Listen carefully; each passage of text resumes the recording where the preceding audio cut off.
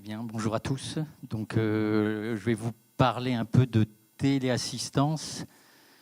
Et puis après, en fait, je vais vous raconter un peu l'histoire et Emmanuel va vous montrer quelques exemples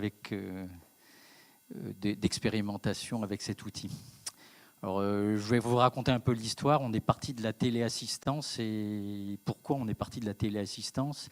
Et sans vraiment la quitter, on s'achemine assez rapidement vers plutôt de déploiement d'un outil de préparation de procédures et de guide pour leur exécution sur le terrain. Donc voilà. Donc après, le service soutien de la flotte, nous, on est plutôt maîtrise d'ouvrage, donc on travaille la main dans la main avec la maîtrise d'œuvre plutôt étatique. C'est le service logistique de la marine. Et dans ce cas particulier, c'est une collaboration avec Piconto pour le test de ce logiciel et de ces outils-là. On peut y aller. Alors c'est moi qui dois commander, d'accord. C'est comme ça, c'est ici.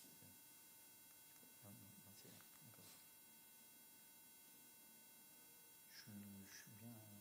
Oui, plan. Oui, alors l'histoire, c'est tout a commencé en fait. Il faut comprendre que les outils de téléassistance étaient présents dans l'industrie avant, donc il n'y a pas. C'est pas vraiment une révolution technologique, à mon avis. Même si c'est en partie vrai, c'est plutôt une prise de conscience, en tout cas pour nous, pour le service soutien de la flotte, puisque pendant la crise Covid, on ne pouvait plus envoyer d'experts de l'autre côté du monde. C'était interdit. L'expert de Naval Group ne pouvait pas plus prendre l'avion pour aller au port d'escale de tel et tel bâtiment. Donc l'assistance ne pouvait plus se faire de manière classique, il fallait absolument téléassister. Donc on s'est mis à tester le fait de pouvoir appeler les experts à terre et de voir si ça marchait. Et là, on s'est rendu compte que, évidemment, il y a toujours des bugs dans toutes ces premières premières expérimentations et premiers tests, mais on s'est rendu compte que ça marchait et qu'en fait, on arrivait à faire beaucoup de choses à distance. Voilà, donc il y a eu pas mal de tests avec un système Naval Group MBDA qui a été homologué d'ailleurs, et il y a eu des tests aussi avec un système Thales en parallèle. Donc nous, de notre côté, on a souhaité pérenniser cette assistance à distance avec soit un expert à terre vers un navire à la mer, soit entre bases à terre. Alors, c'est surtout sur ce deuxième point que je vais insister parce que c'est ce sur quoi on a travaillé avec le service logistique de la marine. Le navire à la mer, si on pousse, on va plutôt développer ou pousser des systèmes qui sont plutôt proposés par Naval Group ou Thales ou les deux ensemble. Alors, entre bases à terre, on s'est aperçu que on pouvait assister quelqu'un en outre-mer, quelqu'un dans une autre base, l'expert étant dans sa base d'attache, sans avoir à faire de déplacement, et on pouvait tout à fait résoudre des pannes mineures, et on n'avait pas besoin de déplacements qui étaient luxueux. Donc il y a un gain de temps, un gain de réactivité, une réduction de l'indisponibilité des navires et un accroissement de l'efficacité de la maintenance. Alors, je ne sais pas si c'est... Alors, donc on est rentré en contact par l'intermédiaire d'autres personnes. On est rentré en contact avec Piconto, qui avait une expertise sur la digitalisation du savoir-faire et l'utilisation de la réalité augmentée pour afficher des données, et pour aussi accéder à un expert à distance pour être assisté pour des opérations délicates. Donc en fait, l'histoire, c'est que ça s'est passé en 3 étapes. On a plutôt fait des démonstrations gracieuses, à titre gracieux, par la société Piconto en 2021. On a acheté des premiers tests en 2022 et on a pu détecter qu'on avait un peu de problème à atteindre l'opérateur dans tous les points du navire, l'expert étant dans son bureau, pas très loin, mais étant dans son bureau. Donc on a étendu la connectivité en achetant une valise 5G que nous a proposé Piconto pour pouvoir à l'opérateur d'atteindre toutes les positions du navire jusqu'aux endroits les plus reculés. Et là, je vais donner la main à Emmanuel pour vous raconter le principe et quelques exemples. Bonjour, donc là c'est effectivement le premier principe qu'on a mis en place au début des expérimentations. On a un peu commencé ensemble à l'envers parce qu'on a fait d'abord le focus sur la téléassistance et la télémaintenance, là où nous on est plutôt spécialisé avant tout sur la digitalisation d'une expertise virtuelle, on va dire sur tablette, PC ou autre. Donc ce qu'on a mis en place au départ, ça a été la digitalisation d'une expertise d'un équipement, donc toutes les questions à poser, les prises de photos, etc. pour un marin qui n'avait jamais vu un équipement sur cette partie, sur ce test. Stocker tout ça sur un serveur sécurisé et pouvoir le mettre à disposition d'un technicien qui était pour le coup en mer. La première expérimentation était au large de Toulon, à 300 mètres des côtes, sur de la donnée non restreinte, donc en utilisant le réseau public, où on a donné le casque de réalité virtuelle que vous avez vu juste avant à un opérateur qui était en mer et qui devait faire l'expertise d'un assécheur de pas de tir à membrane qu'il n'avait jamais vu. Tout en étant relié à la Terre pour avoir des conseils et avoir le soutien nécessaire si besoin, si des opérations n'étaient pas très claires. Donc cet opérateur a déroulé complètement son opération d'expertise avec un système de score. On a pu lui indiquer quelles étaient les pièces à changer à notre avis, enfin l'avis du logiciel en fonction de toutes les questions auxquelles il a répondu. Et ensuite, il a pu contacter avec la téléassistance un expert qui, lui, était à terre, dans les bureaux à Toulon, et qui avait accès à toute la data qui a été saisie pour pouvoir valider tout simplement les opérations de maintenance qui ont été effectuées. Une fois qu'on a eu fini cette première partie, à partir de la Terre, ils ont pu lancer directement les tâches, donc les ordres d'intervention sur la lunette, avec les bons modes opératoires multimédia, donc avec de la photo, de la vidéo, des éléments 3D, enfin tout ce qui est nécessaire. Et en main libre, avec sa voix, l'opérateur a pu du coup dérouler le mode opératoire pour changer sa membrane, faire le réglage, parce qu'il y a un centrage assez particulier. Et avec la téléassistance, il pouvait accéder à l'expert si nécessaire, si une opération n'était pas très claire pour lui. Donc, j'ai changé, j'ai pas touché. Donc du coup, voilà, effectivement, c'est la première expérimentation qui a été faite sur le grillon.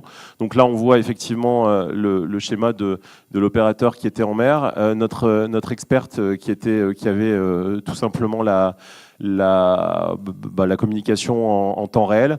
Et elle récupère en fait le retour vidéo. Elle est capable de prendre possession de la caméra qui est sur la lunette pour pouvoir indiquer précisément à quel endroit l'opérateur doit intervenir. Donc ça permet en fait de faire plusieurs choses. Ça permet de capitaliser sur la donnée humaine, puisque au fur et à mesure de l'expertise, on rentre des données qui peuvent du coup être utilisées en complément des données qu'on va pouvoir capter avec les capteurs dont on parlait juste avant. Faire du rapport, c'est-à-dire qu'automatiquement on va savoir ce qui a été fait et tout simplement pouvoir avancer. Et d'ailleurs, ce qui était amusant dans l'expérimentation qu'on a faite, c'est que l'expert à terre avait vu que dans une précédente maintenance, le condensateur de démarrage avait été remplacé par un autre condensateur qui n'était pas le bon. Et donc, elle a pu lancer aussi cette procédure. Alors, on a un petit film, je ne sais pas s'il y aura le son aussi, qui normalement, si je peux le démarrer. Je ne sais pas si vous avez le son ou...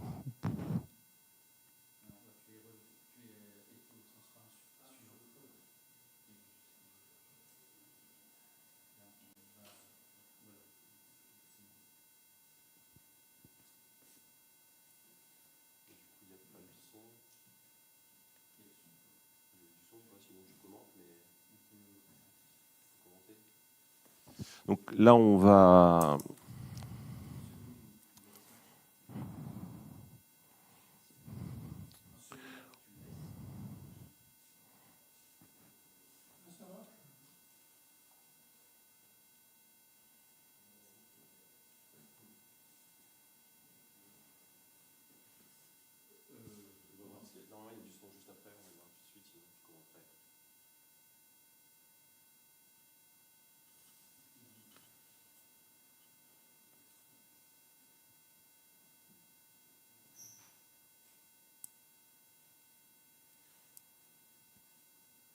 Ce que vous voyez en fait en haut à droite, c'est ce que voit le marin dans son écran. Donc là, il a la checklist d'expertise et à la voix, donc en gardant ses mains libres, il est capable de remplir. Donc là, on le voit en train de prendre une photo de l'équipement. Donc il était du coup au fur et à mesure avec un déroulé opératoire, on lui posait des séquences de questions dans l'ordre et on lui indiquait étape par étape comment démonter cet assécheur pour pouvoir tout simplement éviter le faire dans le bon ordre et pas casser de pièces. Donc il n'avait jamais vu cet équipement, hein, c'était le but et l'idée c'était vraiment de le guider pas à pas.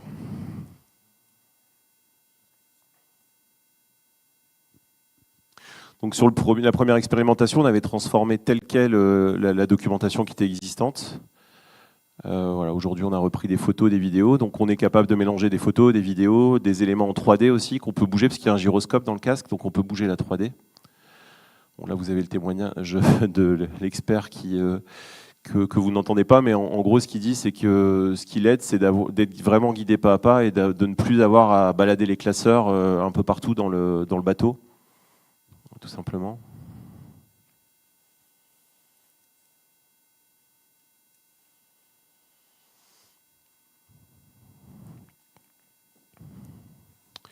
Donc là en mer, vous voyez l'expert avec le casque et de l'autre côté, vous voyez l'experte, enfin pardon, le soutenu qui est en mer, l'experte, le soutenant qui est à terre, donc qui a le retour vidéo du casque que vous voyez là et qui a aussi toutes les réponses aux checklists, donc toutes les datas qui ont été saisies à la voix au fur et à mesure de la partie expertise. Donc, ce qui lui a permis en fait de faire un certain nombre de vérifications, dont le condensateur dont je vous parlais, qu'elle lui a demandé de changer pendant cette intervention. Donc, on voit en fait ce qu'elle récupère hein, tout en haut là dans le petit cadre.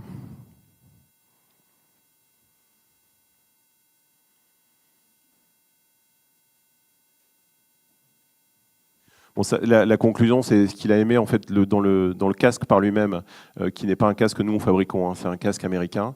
Pour le coup, c'était d'avoir les mains libres et de pouvoir à la fois remplir les checklists et à la fois pouvoir dérouler son mode opératoire en utilisant uniquement sa voix. Donc le casque, il est utilisable aussi sans connexion. Hein. Il peut être utilisé complètement en mode autonome. Et donc on récupère en fait ce que je vous disais tout à l'heure, hein, toutes les données d'expertise, donc à la fois à terre et on génère automatiquement le rapport avec une signature électronique de ce qui a été fait, donc tout ce qui a été rentré, toutes les valeurs, ce qui permet en fait tout simplement d'étudier les arbres de causalité principales sur les causes de maintenance par équipement et par voilà, sur ce que l'on a à réaliser.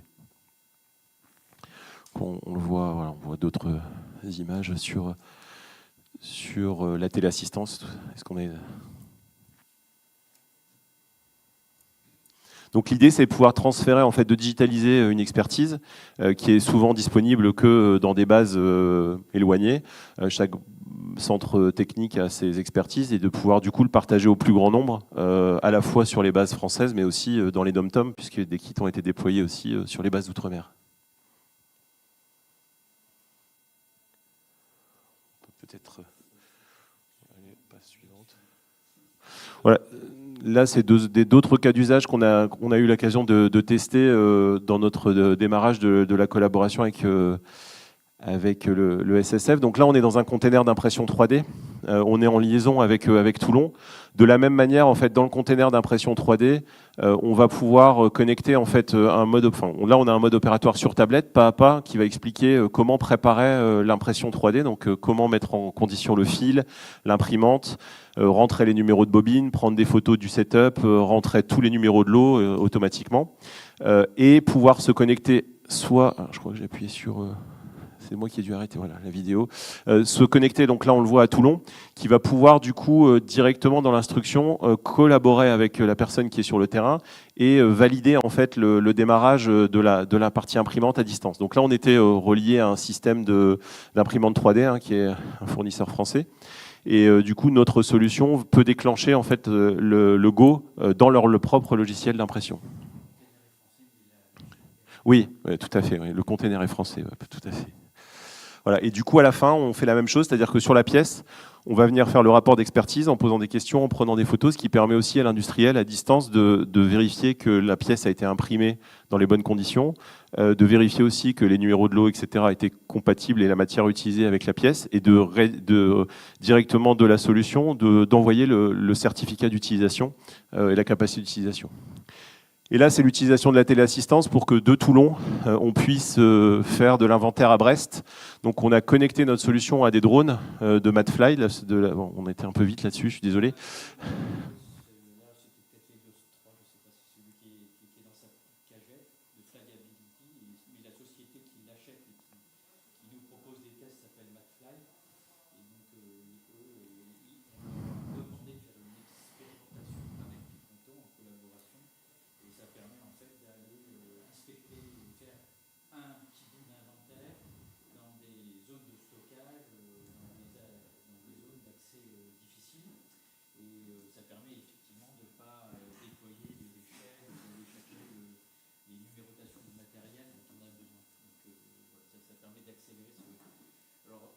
C'était bien de l'expérimentation, ça n'a pas été, au final, c'est pas quelque chose qu'on va retenir, mais c'était quand même intéressant de coupler deux innovations pour voir ce que ça donne et ce que ça pouvait apporter.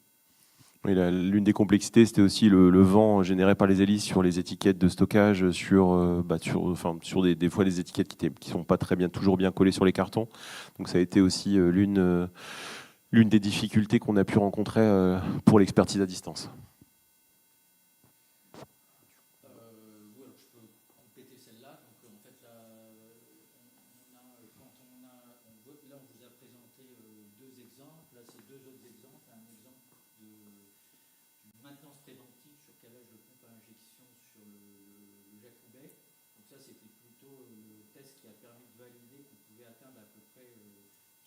Tous les endroits dans le navire avec la bulle 5G. Donc c'était plutôt le deuxième test qui avait été prévu pour valider cette faculté. Et en bas, on a pu. Alors, tu veux rajouter un commentaire, la valise. Non, c'était juste pour montrer en fait la valise qui était ici, qui vient se connecter au réseau 5G, mais en même temps créer une bulle tactique, on va dire une bulle Wi-Fi qui permet de connecter les lunettes et qui permet de connecter la tablette dans un diamètre restreint en fait. On peut placer cette valise soit sur le pont, soit sur le quai à côté du bateau, soit dans un endroit judicieux du navire qui permet de se connecter à l'extérieur et d'atteindre l'opérateur. Effectivement, il faut s'adapter quand même à l'endroit où on veut atteindre. Mais ça permet de couvrir tous les cas. Enfin, jusqu'à présent. Et là, le dernier exemple, c'était un exercice sur Saminor. Donc, c'est des exercices de soutien qu'on a à la Marine nationale, pendant lequel on essaye de démontrer qu'on est capable de soutenir un navire en opération. Mais c'est un exercice où on simule des avaries et on essaye de démontrer entre nous, le service logistique de la Marine et Naval Group aussi qui participent, qu'on peut réagir à telle et telle avarie à bord des bateaux si jamais on était si jamais on devait affronter une situation d'avarie réelle. Alors c'est un exercice. Alors pour cet exercice-là, on n'avait pas quand même pris un cas trop compliqué. On avait pris encore un cas de téléassistance pour réparer une pièce avec de l'impression 3D. Mais là, le navire, c'était le porte-avions. Il était à quai, donc il n'était pas très loin. On n'a pas été non plus trop prétentieux. Mais ça a permis de valider le principe où effectivement l'opérateur peut envoyer les images de la pièce cassée. C'est analysé à terre. Bon, c'était pas très loin, c'était à quelques centaines de mètres, donc ça, rien d'extraordinaire. Mais ça permet à l'expert d'analyser la pièce, de donner des recommandations quant au scanning de la pièce. Il faut utiliser le scanner ici pour faire un fichier de points. Ça permet de l'envoyer à terre. À terre, ils en déduisent un fichier CAO, ils en déduisent un fichier slicing.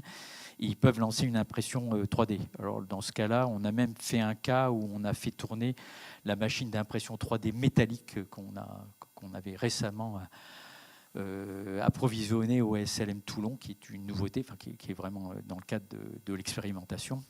Et on a pu aller porter, rien, là non plus pas quelque chose. Ce n'est pas un exercice extraordinaire, mais qui était quand même très révélateur du fait qu'on pouvait utiliser à la fois Piconto, c'est-à-dire la téléassistance, pour envoyer des informations, une expression de besoin, répondre aux besoins, et puis après, effectivement, la machine, elle est bien à terre, elle n'est pas à bord, et ce n'est pas tout à fait le cas réel qu'on voudra résoudre dans le futur. On voudra avoir la machine éventuellement à bord avec une assistance éventuellement à terre d'un expert qui donne des conseils, parce que ces machines, quand même de nouvelle génération, ne sont pas si faciles que ça à utiliser, et le bord n'a pas forcément les compétences pour tout faire, et analyser la pièce cassée, et à générer la CAO, et à générer le plan de production. Et voilà, à terme, ça sera plutôt qu'une fois que ça s'est fait à terre, c'est envoyé à bord, le bord a sa machine, il produit la pièce à bord et il la remplace à bord.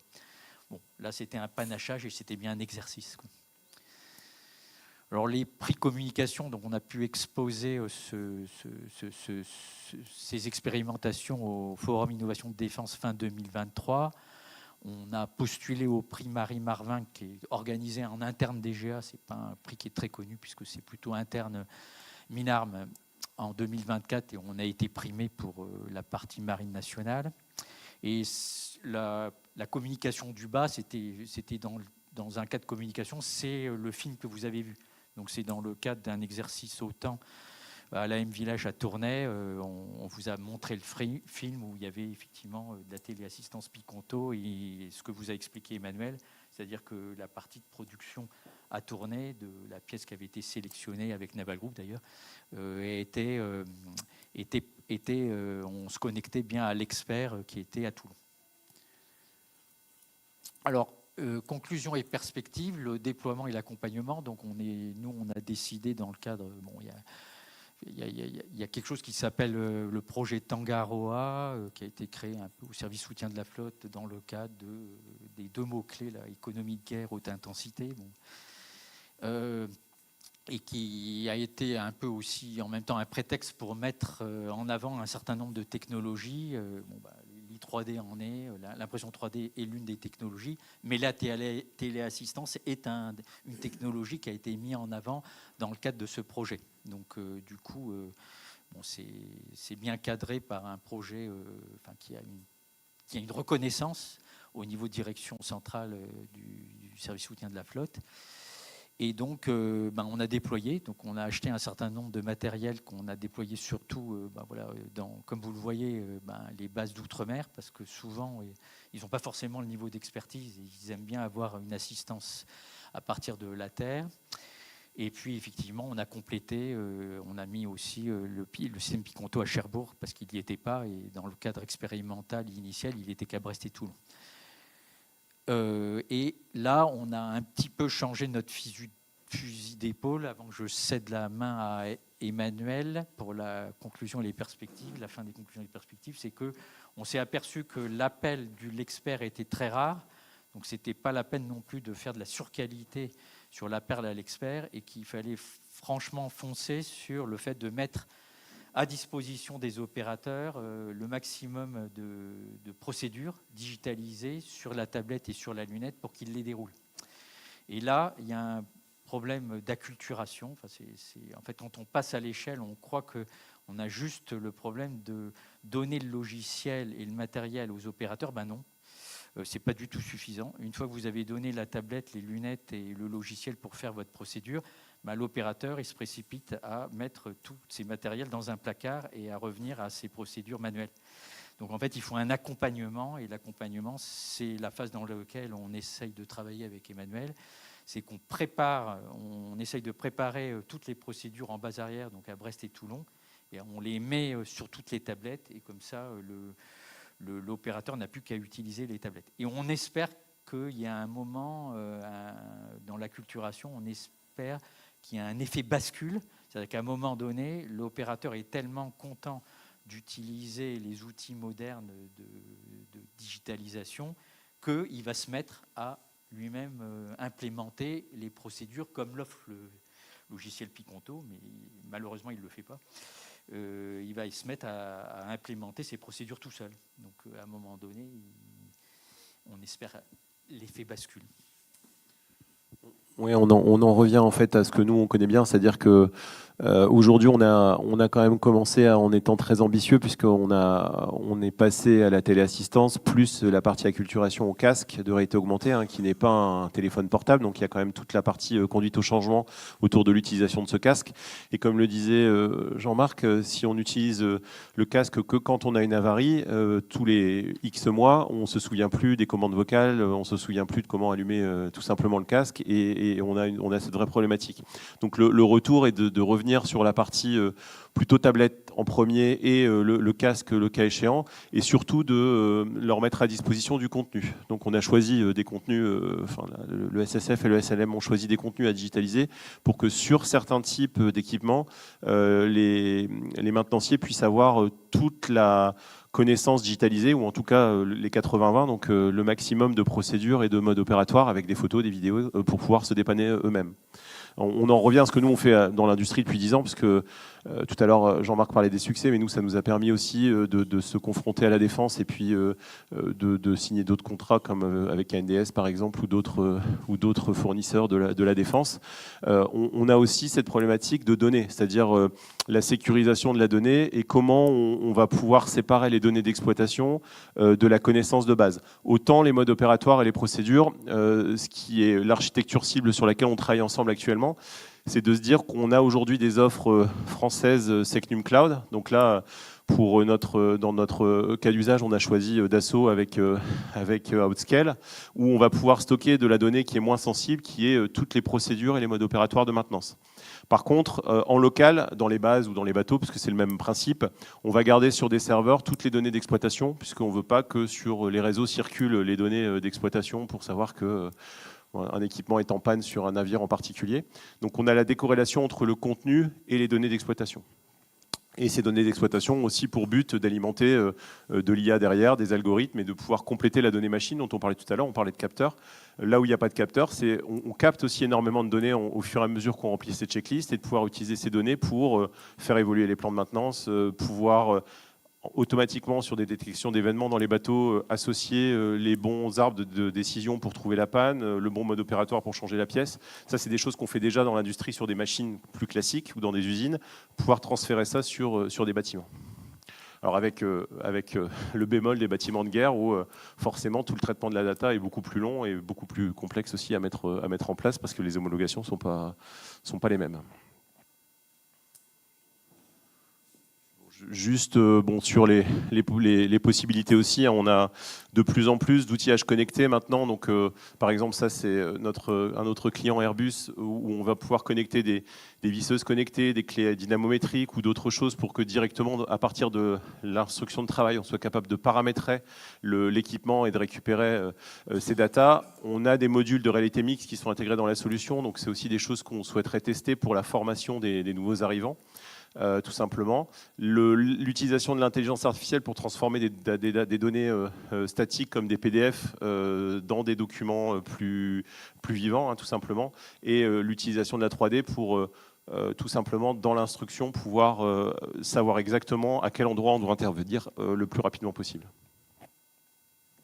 Je te laisse peut-être conclure. Je crois que j'ai déjà conclu. Donc on est dans la phase d'acculturation. Donc on va déployer un certain nombre de procédures et on va regarder. Il y a un collègue qui est connecté là, qui est un Brestois. Bonjour Thibaut. Merci.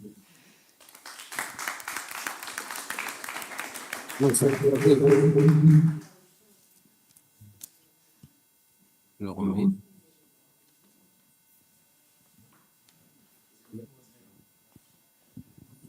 Vis-à-vis du problème que vous avez exposé d'entraînement en fait des personnels pour